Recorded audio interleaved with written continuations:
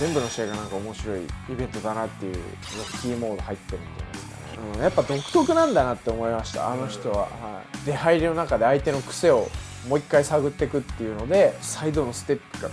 引いてゴーンで打ち下ろしからのガンガン。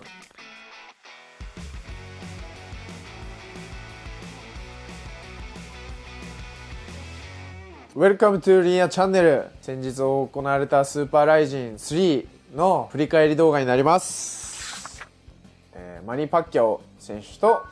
アンポルキア選手の試合です。僕はだからマニー・パッキャオ選手の全盛期とかをこうずっと追ってたわけじゃないんで、わかんないっすけど、メイウェザーとどっちだって言われてた選手なわけじゃないですか。でメイウェザーが全盛期とは程遠いにしろああいうパフォーマンスをライジンで2回やってるんで、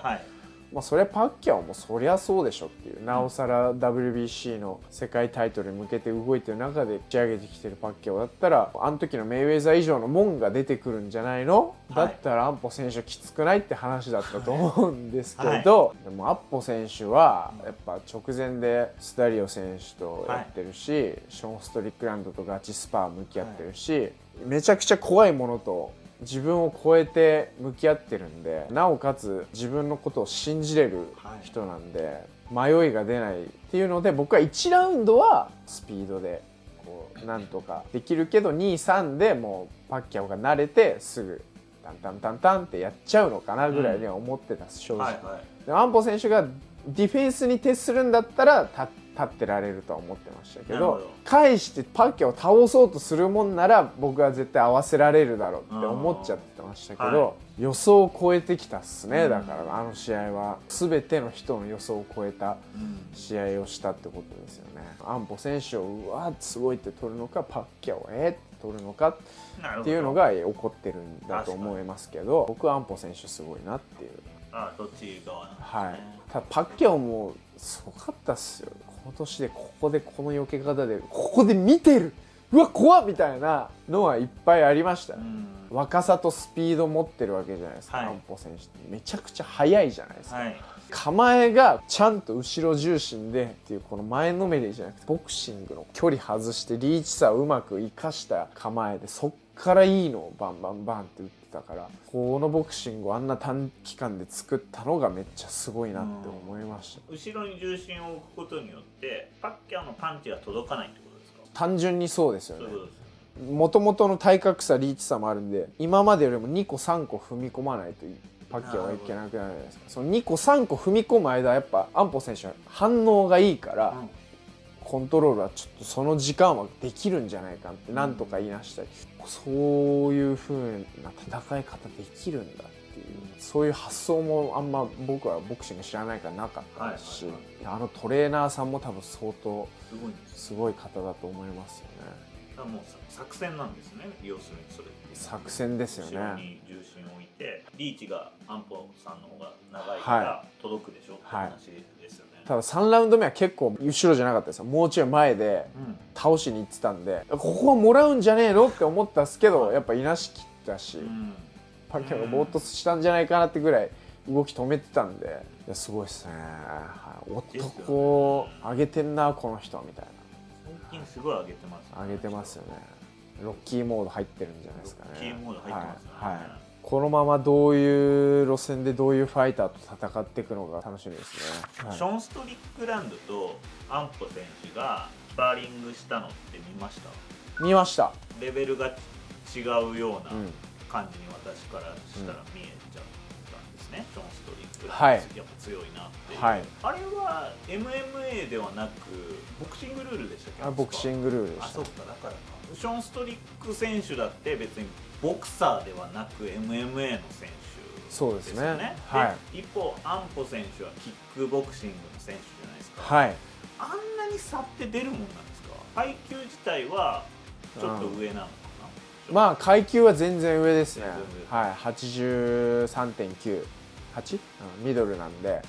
14ぐらいでやってて、アンポ選手は70とか。15キロぐらいの階級差ありつつ、なおかつショーン・ストリックランドはバケーション中で太ってましたから、そうですね。まあでかいか。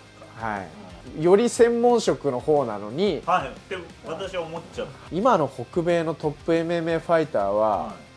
ボクシングも相当うまいですよ。日本人ファイターでもやっぱうまいですし、ワンに出てる和田辰光選手なんかは、東洋太平洋チャンピオンクラスと MMA のファイターですけど、はい、ボクシングスパーしても全然引けを取らないっていうのをもう聞いたりしてますし、ボクシングのトレーナーから。だから MMA ファイターもやっぱ各ジャンル全部を究極的に極めにいってる時期なので、はい、充実の大会出ても世界大会取るし、はい、ボクシングの大会ってもし出させられても12ラウンドは戦えないかもしれないけど、45ラウンドの設定の中だったら戦えるし、っていうファイターがやっぱいますよ。ただレスリングだけはちょっとオリンピアンとじゃあやり合えるレベルになるかって言ったら、なかなかそこまではいかないのがレスリングかなって思いますね。それ今考えたら。だからレスリングがそのやっぱ特殊なルールなんで、はい、総合にないシチュエーションだから、はいはい、シンプルな体の強さで言ったら多分レスラーも壁も使っていいって言ったら世界のトップのレスラーもなかなか制せないようなファイターも今ゴロゴロいますし、まあ、MMA はやっぱ、レベル上がってるっすね。特に海外の方では今なおかつアレックス・ペレイラとかと練習してますから、ショーン・ストリックランド、はい、あれこそねかすっただけで本当に死んじゃうんじゃねえかぐらいのパンチ振るから、その辺とやり合ってるんで、別に多分安保選手とかは別にそんな脅威にはストリックランドからしたら、はい、感じないぐらい、バケーション中でもやってやるよぐらいのレベルですよ。面白い話ばっかり、はい、聞かせてもらえてるな、はい、今日はありがとうございます。そうですかね、はい、じゃあいよいよ、はい、メイン朝倉未来選手対平本選手、はい、どういうふうに見られてますか？ちゃんと見たらやっぱすっごいいい位置でいいフェイントといい反応の探り方をずっと平本選手がしてて、内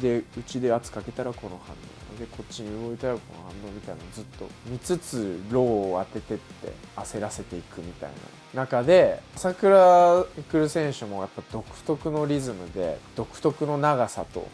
やっぱ独特なんだなって思いました、あの人は、はい、だから結構当たるもんも当たってきたんだし、今回もそこの集中力がすごいいいんだなって思ったんですけど、やっぱフェイントの掛け合いと、その中で足をじりじり潰していくのと、出入りの中で相手の癖をもう一回探っていくっていうので、平本選手がやっぱ上行ったっすよね。全然上行ってたのかなっていう感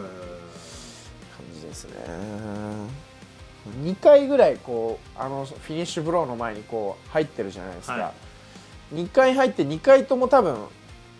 朝倉選手のリアクションが前手のフックだったんで、これは多分もう行っていいってなったんだと思うんですよ、はい、癖が抜けてないというか、あんだけのサイドのステップから引いてゴーンの打ち下ろしからのガンガン、まだ立ってるしって思ったはずだと思いますよ。すっげえなと思って、あれで立ってるのは。だからやっぱ相当思いが強かったんだなっていうのはめちゃくちゃ分かりました。もう潜在意識で立ってるような感じだったんじゃないですか。一発もらってからはもう体は死んでるけど魂だけでこうって見てる感じ、そこは結構火についたと思いますね。ふって最後フェイントかけて、もうでももう体は死んでるんで多分これしか出なかったんだと思うんですよ、はい、覚えてもないと思いますし、でそこで振ってしまってドンドン、平本選手がちょっと一枚上手だったかな。そうですね。最初のミドルとか一発入れたローの初動とか軌道とか、そういうのってやっぱ独特だったし、ああいうのでもしリズムをこう取ってるんであれば、はい、朝倉選手も結構いいパフォーマンスを出せる状態ではあったなっていうふうには思いますね。相当ね、試合前も自信あるような発言をされていたので、作っては来られてたってことですね。はい、なんかが来るって、はい、打撃も多分本来打ててたような打ち方でできなくなってたし、ここが崩れすぎてたんだと思うんですよね。今はもう多分相当やばいんじゃないかって思いますけど、ただやっぱあの立場になっちゃうとそういうの人にも見せれないだろうし、性格的なものもあるだろうし、めちゃくちゃ地獄だと思いますよ、正直。これマジ正直ぶっちゃけ。誰かもう本気で吐けるやつがいないと、吉野さん紹介したいなとか思うんですけどね。メンタルコーチ。僕も最初決まった時は、これは平本君が勝つ試合だ、ねってこう発言とかも見て、絶対勝つ試合なんだなって思って見てたけど、やっぱ周りの人とかがそういう風に見るし言うし、そういう風なのをずっと聞いてる僕もちょっとでもどっちかなっていう思いもやっぱなってきましたから、多分最後は平本が勝つんじゃないかって思ってたんですけど、圧倒的な結果で出しましたね。本当ですよね。はい。大したもんですよね、平本選手ってね。あんだけこう煽っていやすごいっす。最後で朝倉未来選手を KO で倒すっていう、あそこであんだけの集中力出せるって多分、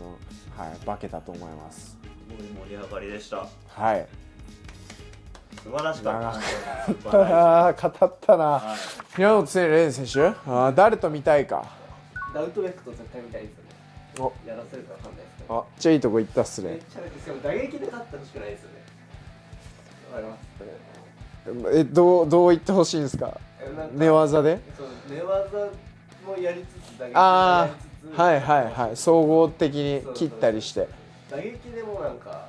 最初の1分とかでドーンって抜いちゃうとか。でそこを経験して乗り越えて勝ってほしいってことです。まあでも僕そうっすね、だからそこを知っちゃってるんで、なんかどうしよっかなと思っちゃうんですけど。ベン選手はそうですよね。本来はだから牛久くんとかが良かったのかなって思いますけど、バンタムに移動してるんで。牛久選手ですね。はい。